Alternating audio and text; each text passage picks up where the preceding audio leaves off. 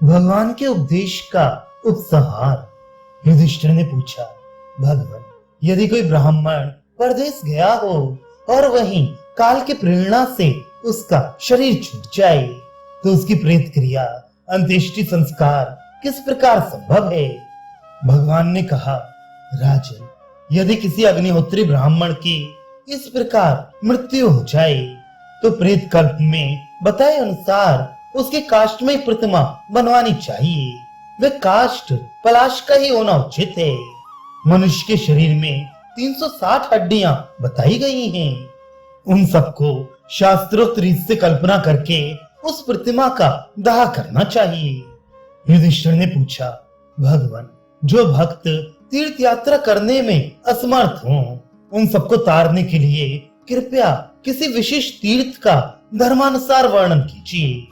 भगवान ने कहा, राजन, सामवेद का गायन करने वाले विद्वान कहते हैं कि सत्य सब तीर्थों को पवित्र करने वाला है। सत्य बोलना और किसी जीव की हिंसा न करना, ये तीर्थ कहलाते हैं। तप, दया, शील, थोड़े में संतोष करना, ये सद्गुण भी तीर्थ रूपी हैं। पतिव्रता नारी, संतोषी ब्राह्मण और ज्ञान को भी तीर्थ कहते हैं। मेरे और शंकर के भक्त, सन्यासी, विद्वान और दूसरों को शरण देने वाले पुरुष भी तीर्थ हैं। जीवों को अभयदान देना भी तीर्थ ही कहलाता है। मैं तीनों लोकों में उद्वेग शून्य हूँ। दिन हो या रात, मुझे कभी किसी से भी भय नहीं होता। देवता, दैत्य और राक्षसों से भी मैं नहीं डरता, परंतु शूद्र के मुख से जो वेद का उच्चारण होता है, उससे मुझे सदा ही भय बना रहता है। इसलिए शूद्र को मेरे नाम का भी प्रणव के साथ उच्चारण नहीं करना चाहिए, क्योंकि वेदवेत्ता विद्वान इस संसार में प्रणव को सर्वोत्कृष्ट वेद मानते हैं। शूद्र मुझ में भक्ति रखते हुए ब्राह्मण, क्षत्रिय और वैश्यों की सेवा करें, यही उनका परम धर्म है। द्विजों की सेवा से ही वे परम कल्याण के भागी होते हैं। इसके सिवा उनके उद्धार का दूसरा कोई उपाय नहीं है।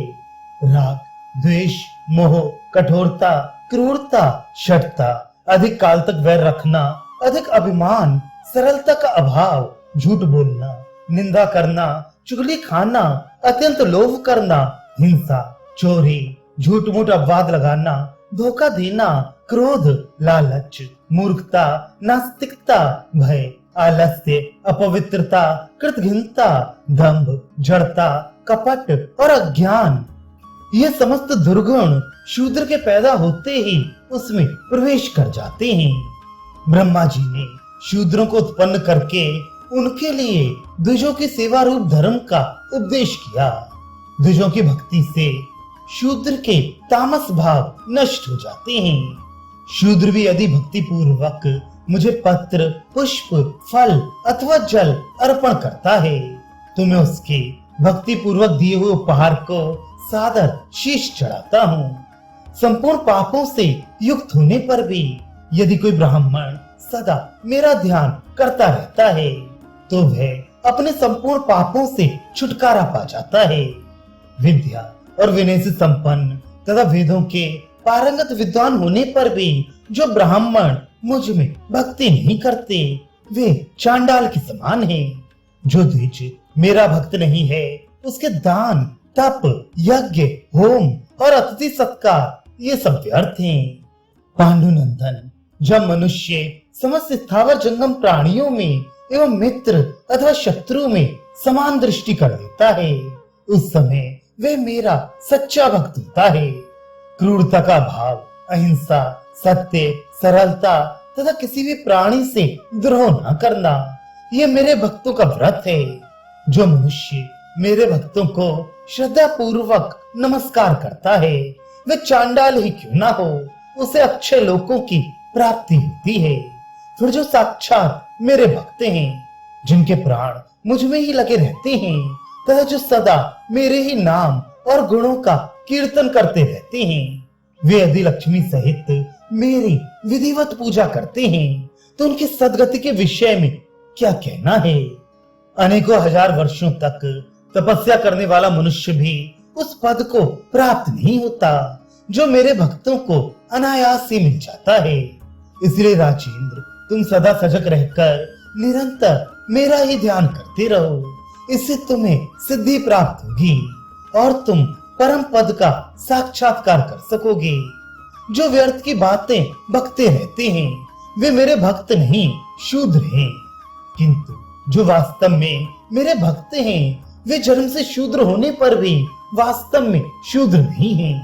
भगवत भक्त ब्राह्मण के ही समान माने गए हैं। जो द्वादशाक्षर मंत्र के तत्व का ज्ञाता और निरंतर पंचयाम सेवा विधि को जानने वाला है वह उत्तम भक्त है।